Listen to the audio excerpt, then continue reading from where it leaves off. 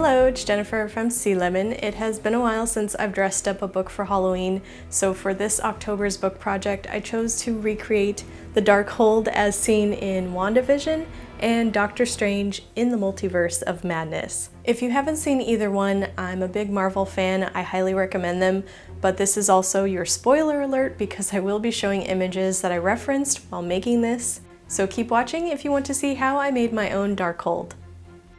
A quick mention, in case you missed my update, I still have a few Mystic Pumpkin, Raspberry, and Cottagecore washi tapes in my shop. You can find these and more at sealemon.co. The Darkhold doesn't seem to have many pages and they look pretty thick, so I thought this pad of watercolor paper would work well for the pages.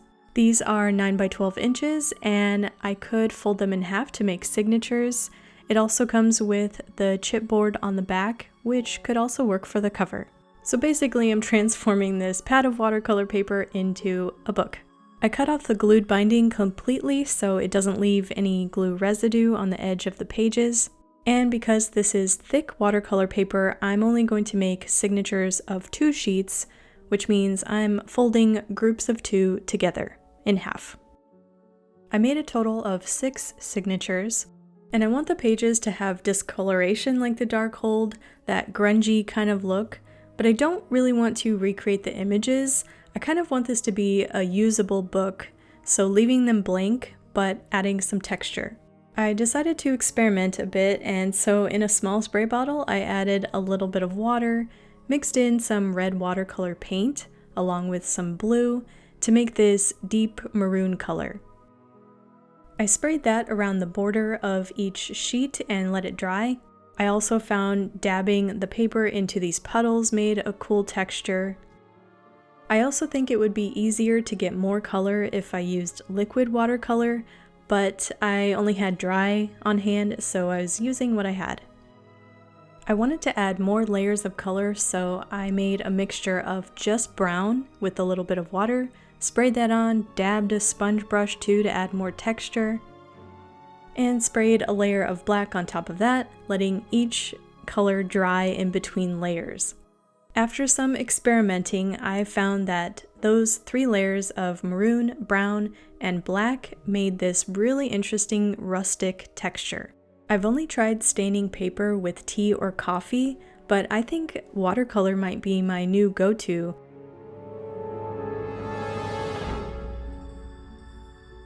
Now to make the cover, I cut that chipboard in half that came with the paper pad. That will make the front and back cover, and for the spine, I used a thinner piece of chipboard, which is almost the weight of like a cereal box or food packaging. I based the width off of the signatures held together. It ended up being 1 3/8 inch by 9 inches, so the same height as the covers. Then I cut black cardstock to glue everything together with PVA. First gluing the spine piece in the middle, and the front and back covers to the sides of it, and I'm using a 1/4 inch spacer. If you're not sure what these are, I'll put a link down below. This basically is a tool that helps me easily figure out the space between each board, so I don't have to go back and measure each time. And I continued to wrap all the board pieces together in this cardstock, adding this extra piece so it's all kind of seamless, wrapping around the spine. Some other things that could work for this, you could try book guard. I also considered using black fabric or black vinyl for this, but since I had cardstock on hand, I figured why not. After this dried, I didn't really like the flat spine of this. I felt like this book should have a curved spine, but since I let it dry, I didn't bend the spine piece to be curved, so I experimented again and I grabbed a damp cloth, gently pressing the spine part to make the fibers loosen a bit, and then molding that curve on the edge of my table in increments. So going along the spine, curving it, molding it with my hand, and it worked out, surprisingly. So then I let that spine piece dry completely.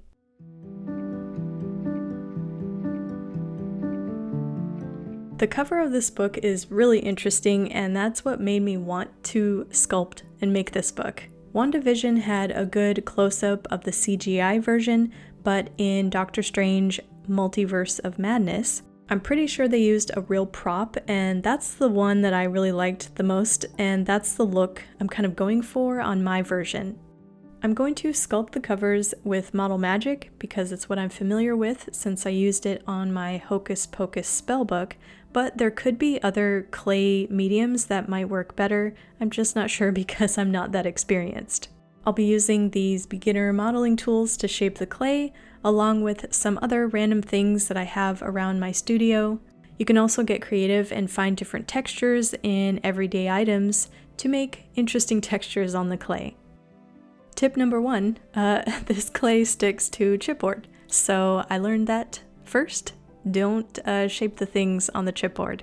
You want a slick surface that it won't stick to. I found it easier to work with the clay in sections and then press or mold them together. I used a plastic sleeve which helped me see the shape of the book below it and also easily move the clay. And I don't know why it took me a while to figure this out, but if I had sketched the design of the book on a piece of paper and then slipped that into the plastic sleeve I was using, that would have made it a lot easier. If you want to use this idea rather than eyeballing it like I'm doing, you might find it easier, but since I'm this far, I'll just continue molding it based on the reference photos I'm looking at. The textures on this book are supposed to look like wood and maybe some metal, I'm not sure, but I know that it has a lot of distressed textures, and as I worked, I found there's really no wrong way to mold this because it's so beaten up. You can't really mess it up because it's supposed to look messed up. Model Magic is an air dry clay, so it will start to harden in 2 to 3 hours. It helps to keep any excess in a bag and then take out what you need as you work. I worked on this over the course of multiple days, so I didn't do all of this in one session. I worked on it for a bit, did something else, came back to it, and also watched some Marvel movies while I worked, which was also fun. But I always kept reference images to follow along to, so if you want to pause this video and use those screenshots that I showed for reference, go for it. If you are just here to be entertained and relax to someone making something, that's totally cool too.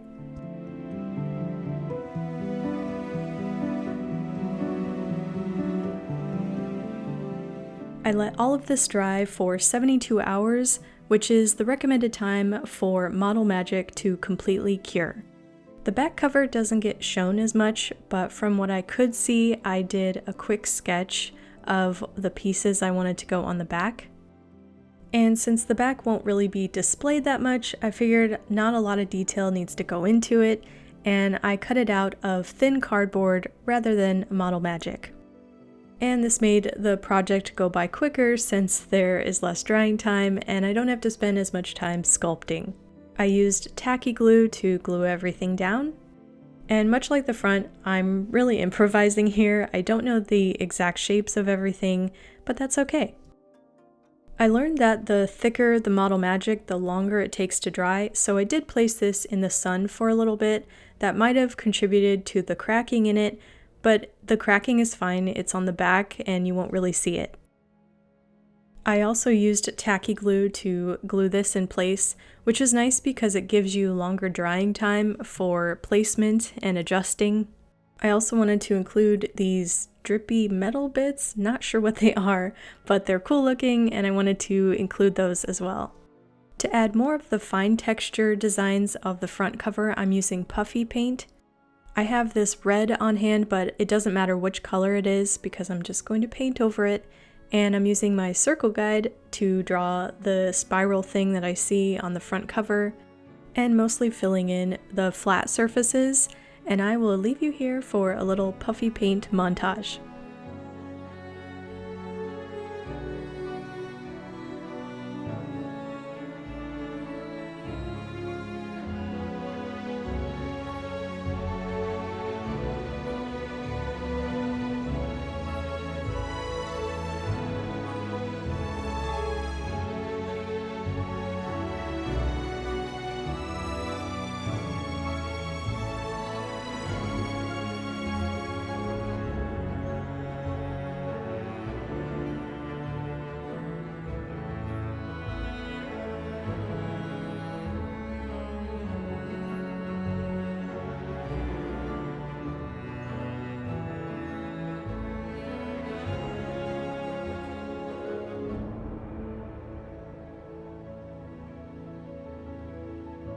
I think this book is part metal, part wood, but also it's been burnt, it's been through a lot, and the paint on this should reflect that.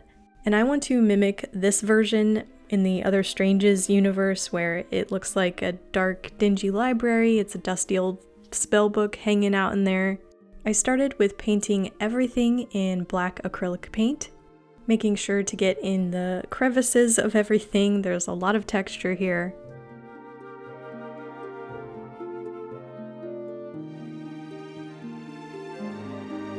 And I did the same thing to the inside of the cover.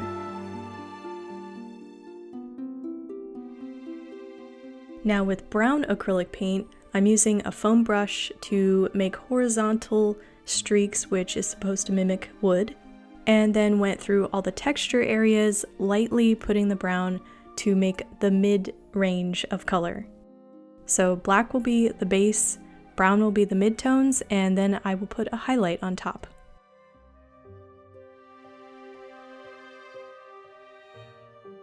On the inside, I used the foam brush again to make that wood grain pattern. And for the details, I started with a silver metallic paint, but then I felt like it was too light, too bright. So to tone it down, I mixed a bit of it with the brown acrylic paint and lightly dry brushed it onto the textures. A little goes a long way, and I mostly used it on the edges of textures. This mimics the look of metal, but I also dry brushed it on some of the wood areas, since this whole book is supposed to look kind of like all one monotonish color. After all the paint is dry, I'm going to seal everything with a glossy coat of Mod Podge. This will protect the paint and also add a glossy shine to the textures, which I think really make them pop, especially in moody lighting. I did notice some areas had air bubbles which dried that way. If you have any tips for preventing that with Mod Podge, let me know in the comments. I did try to minimize that by using a thin layer. I let that dry to the touch, and when it fully cures, I'll later add a sealer on top to prevent any tackiness. I also noticed it made the thin pieces on the edges more durable. It added a layer of stiffness. And I didn't add any layers of Mod Podge to the inside cover. I didn't think it was necessary. I found it hard to tell what kind of binding was used on this book, and there were different versions, and the pages looked like they were loosely and roughly sewn individually in the book. I'm going for a more functional book here, so I want the binding to be a bit more stable. So I decided to make my own version and go with a long stitch style. First, I'm folding a scrap paper in half to make a template for piercing the pages. And if you're curious, here are the measurements I used for spacing out the binding holes. I then used that template to pierce through the signatures on the inside, doing 2 at a time.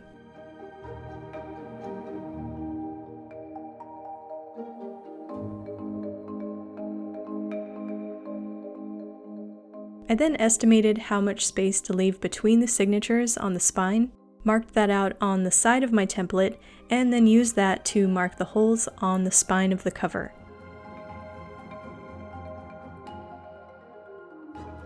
And pierce through all of those holes with my awl.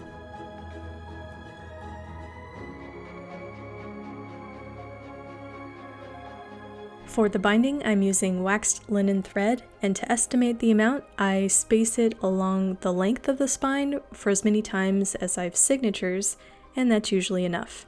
And I'm using a straight binding needle. The binding method I'll use is a long stitch, and I'd rather direct you to a tutorial for that if you want to learn how to do it, rather than show it here because this is already a long video. I'm basically doing these same steps, and the long thread areas I'm going to do a French link. This is just something I wanted to try on this binding. It's not necessary, but it looks cool. So I'm pretty much combining both of these binding styles in this book, and if you want to see the tutorials, I'll link those below. The whole binding is basically a long stitch, and then where the long thread areas are, I did a French link.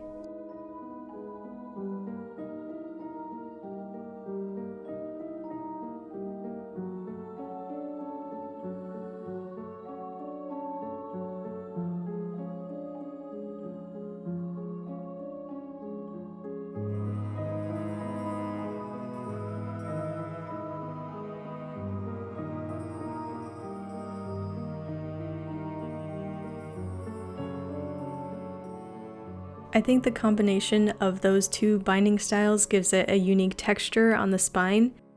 I will say the book opens a little stiff, and I think that's because the pages are so thick and also the spine is stiff.